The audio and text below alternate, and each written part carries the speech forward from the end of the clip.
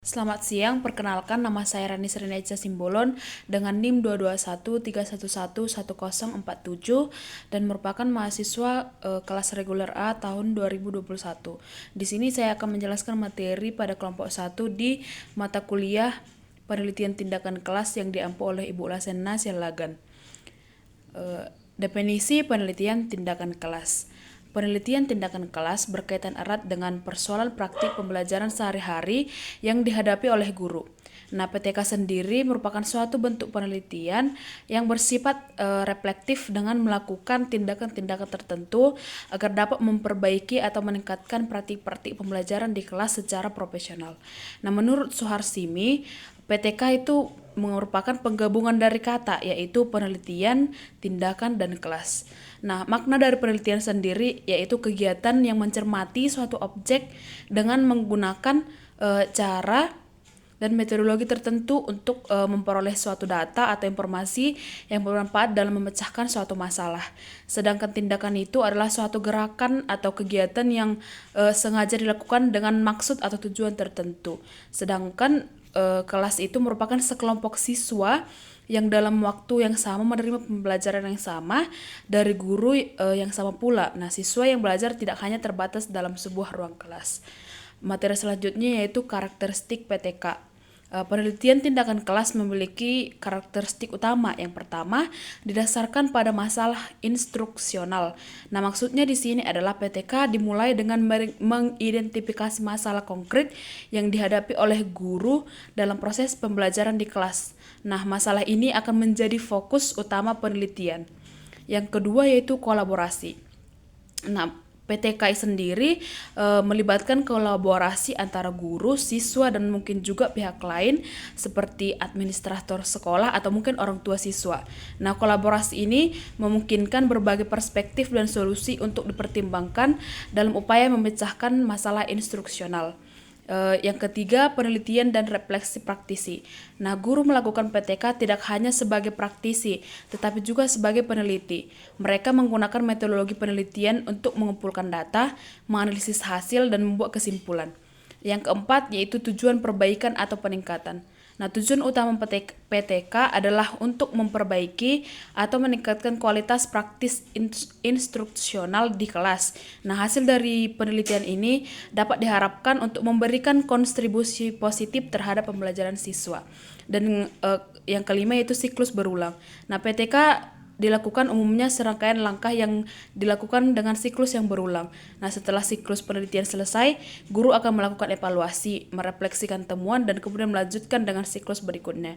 Nah, ini memungkinkan penyesuaian dan perbaikan berkelanjutan dalam praktik instruksional. Selanjutnya yaitu prinsip-prinsip PTK.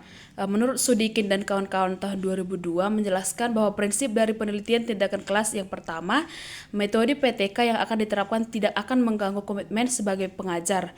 Yang kedua, metode pengumpulan data yang digunakan tidak akan menuntut waktu yang berlebihan dari guru sehingga berpeluang mengganggu proses pembelajaran.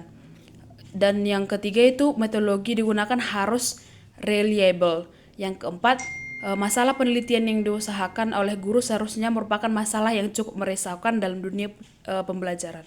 Yang kelima yaitu dalam melaksanakan PTK, guru harus bersikap konsisten, menaruh kepedulian tinggi terhadap prosedur etika yang berkaitan dengan pekerjaannya. Yang selanjutnya adalah mengenai fungsi PTK. Nah, PTK sendiri memiliki beberapa fungsi utama. Yang pertama, meningkatkan praktik pengajaran.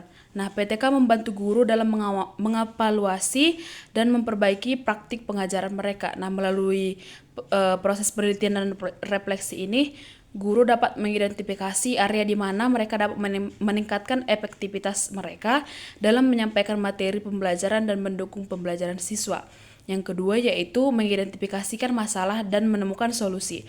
Nah, PTK membantu dalam mengidentifikasi masalah konkret yang dihadapi oleh guru dalam instruksional mereka. Nah, dengan memahami akar masalah secara mendalam, guru dapat mencari solusi yang tepat dan efektif untuk meningkatkan pembelajaran di kelas. Yang ketiga, meningkatkan hasil belajar siswa. Salah satu tujuan utama PTK adalah untuk meningkatkan hasil belajar siswa. Nah, dengan memperbaiki praktik ini, guru dapat menciptakan lingkungan belajar yang lebih efektif dan merangsang untuk siswa, yang pada gilirannya dapat meningkatkan pencapaian akademik mereka. Dan yang keempat adalah peningkatan kolaborasi guru. Nah, melalui PTK, guru dapat bekerja sama dalam memecahkan masalah instruksional dan meningkatkan praktik pembelajaran mereka. Selanjutnya adalah tujuan PTK. Tujuan PTK yang pertama yaitu meningkatkan mutu isi, masukan, proses, dan hasil pendidikan dan pembelajaran di sekolah. Yang kedua, membantu guru dan tenaga kependidikan lainnya dalam mengatasi masalah pembelajaran dan pendidikan di dalam dan luar kelas. Yang ketiga, meningkatkan sikap profesional pendidik dan tenaga kependidikan.